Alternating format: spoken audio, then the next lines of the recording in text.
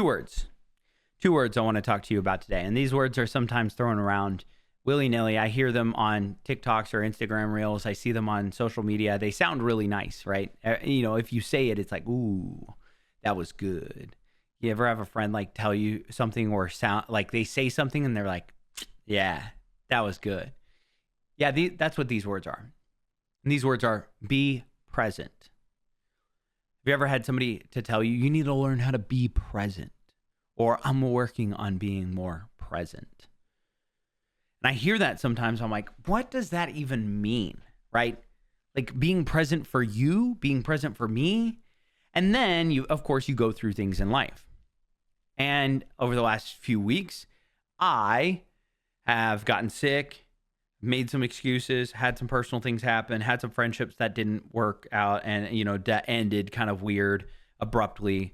People who I really cared about, who I was like, hey, this is a really good friend. I appreciate this. Little things like that. And it kind of threw me off. But then I was talking to one of my closer friends and she shared something. She was like, I thought I told you. Like, this has been going on for like a month. Like, this is like a really big deal. And it was something big in her life. It was something to celebrate. But I was so out of it. And I felt so out of it in my life and in her life that I wasn't present in her life at all, where I didn't even recognize that this big thing happened. And I felt bad because I wanted to celebrate with her. Like, it's a big deal. It was exciting. It was something that we could celebrate. And at first I was like, dang, like that was bad. Like, I'm a bad friend, right? It's easy to self-deprecate us and be upset with us and be like, oh, I'm the worst. But that's not exactly true, because I think there's a value in being taking time for yourself and learning. But the problem is when you do it too much, right? So I got sick and I was isolated. I got rest and I was isolated. Then I started lacking on the workouts and was isolated. And I found myself not really hanging out with people, saying no, like, oh, I'm just going to go home and chill and watch TV. And I was isolated, right? You do these things. We all do these things. We go through moments where we experience this. And it kind of gets into our heads. And you can blame it on seasonal depression, because I think everybody experienced it this year. This year was really rough. This winter was so cold and damp and dreary and weird. And I think so many people were just ready to see the sun. I can't wait. The daylight savings is going to happen. And change the time, and we're going to get a little bit more sun later in the day. Even though we're going to spring forward, it's going to be worth it in the end, right? It's going to be worth it. And I'm excited about it. I think a lot of people are excited to feel the warmth of the sun and to feel the spring almost in the air, where it's like, we know it's coming. Can you feel it welling up? I feel it welling up. But I go back to being present. I've said it time and time again. This podcast is just conversations that I've had with myself over and over and over. And I refuse to believe I have these conversations by myself. I refuse to believe I'm the only one. And the more I talk to people, the more I realize that, wait, they're having conversations internally with themselves. And some of the things that they're telling me or questions that they're asking are really good questions. I wish I had heard that. I wish I had known that. That would have helped me. That's why I do this podcast. And I know I ramble. I ramble all the time. I'm a 35-year-old guy who's talking about all the things that he's done in life and all the things that he's learning in life and the little minuscule things. And sometimes they're big things and sometimes they're massive things that I downplay into small things, because I don't want to freak everybody out with what's actually going on in my brain. But I talk about these things because I want you to know you're not alone. And maybe one of the things that I say today is going to trigger a thought in your mind where you say, I've never thought about it that way. Or that's a new perspective on life. I appreciate that. My perception of my value in my career, or my value in work, or my value in these friends, or my value in these family members are different now because you said that.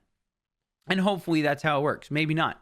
If you just listen to me and you like to hear me ramble, I appreciate it. Thank you so much. But hopefully I challenge you. Hopefully you get something out of it.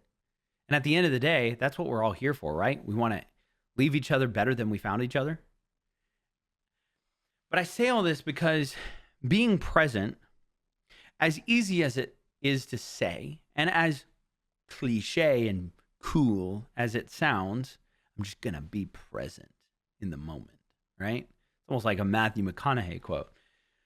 It's not, it's easier said than done.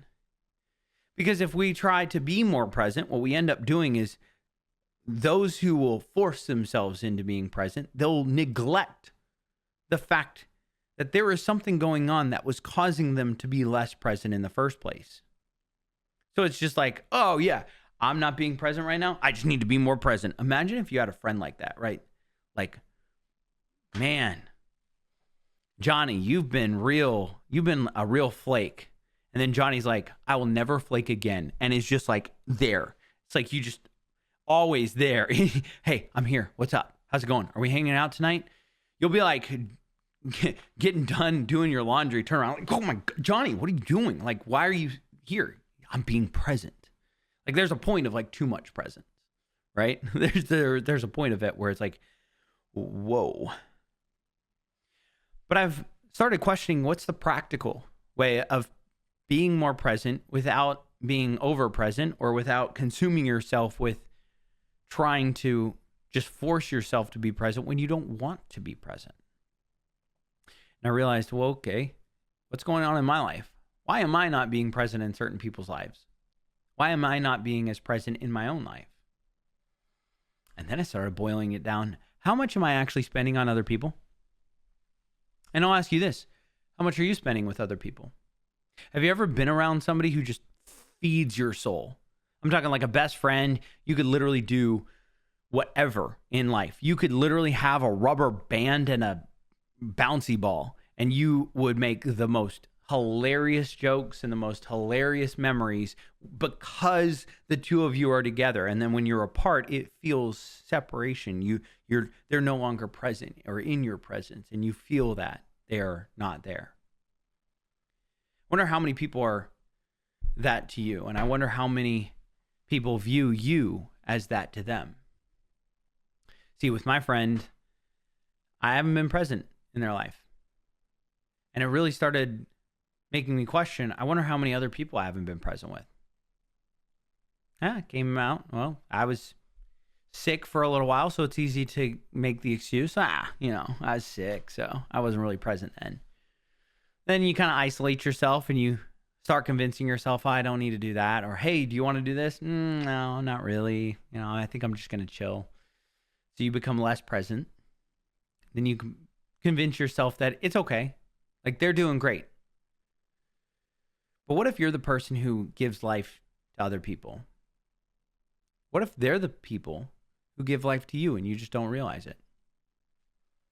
See, last week, one of my coworkers and I talked to him about it, and I said, you know what? Because I live farther away from the office and because I'm in a area in the city where there's not great parking, there's not, it's not like I can just invite somebody over and say, hey, come over for dinner. There's not really good parking around where my apartment is. It's a lot easier. I don't have a really big apartment, so it's not like I can have multiple people over. Don't have a big kitchen, so I can't really do like massive cooking meals. I can do some. Like I could have one friend over, but it's a little bit more of a hassle because I'm a little farther from the office, so there's a larger commute. I said, you know what? In order to be more present, on the days I go into the office, that's, 20 minutes, 30 minutes away, I'm actually going to stay out in that city. I'm not going to go home immediately after. So instead of commuting through the crazy traffic, I'm actually going to stay out, whether I do a little bit more work. Maybe I call a friend. Maybe I go to a coffee shop and just read.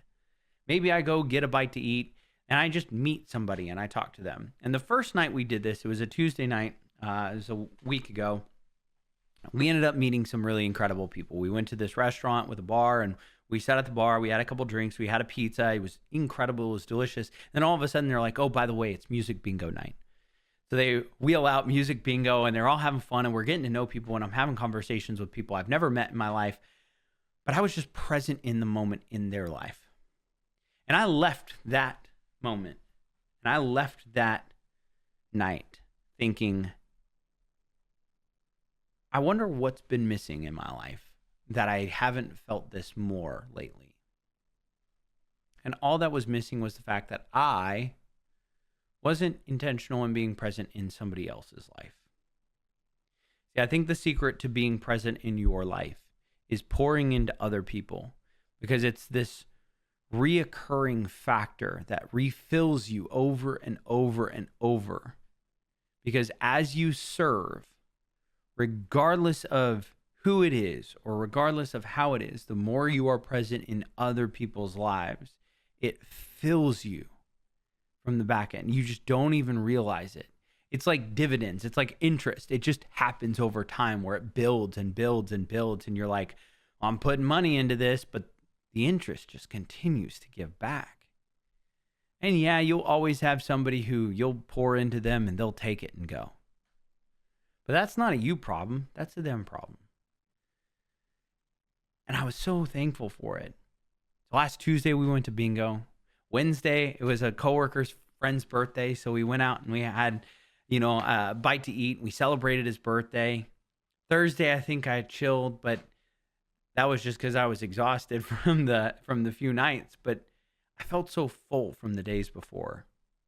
And then, of course, yesterday, I went on into the office and I was like, guys, wherever you guys want to go, let's go out to eat. Like, I just want to spend some time. Ended up being present in a coworker's life, having a great conversation. Then tonight, same thing. Different coworker was like, hey, I'm just going to go to this little place and chill for a little bit. Had an appetizer, didn't spend a lot of money. And I was just present. We just had a conversation. Tomorrow, I don't know what we're going to do, but there's actually like 3 of us now where we're building this community of coworkers that are going to be doing this. And we started talking about doing pickleball and other things together. And it's just compounding into, the reason why I wasn't present is because I wasn't pouring into anybody. So the next time somebody says, I'm focusing on me, I'm learning how to be present, I want you to ask them, who are you pouring into? Or just flat out ask them, you want to grab dinner? You want to hang out? Because if you want to practice being present, then we've got to be present with each other. It's been one of the most incredible things of being able to recognize as I've grown older, the things that mattered to me in my 20s don't exactly matter the same in my 30s.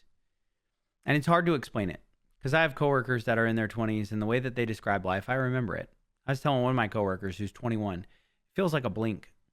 Like literally, I feel like a week and a half ago, I was 21. But life has gone by so quickly. And maybe you're listening to this and you're older. Maybe you're listening to this and you're younger. But I hope I speak to you, both of you, when I say this. Life is really short. Be present in the people around you, and you're going to feel very, very satisfied and present in your own life.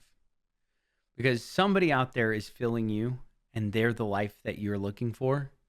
And then other people, you're the life that they're looking for. And there's going to be something that comes along when you are present in their life.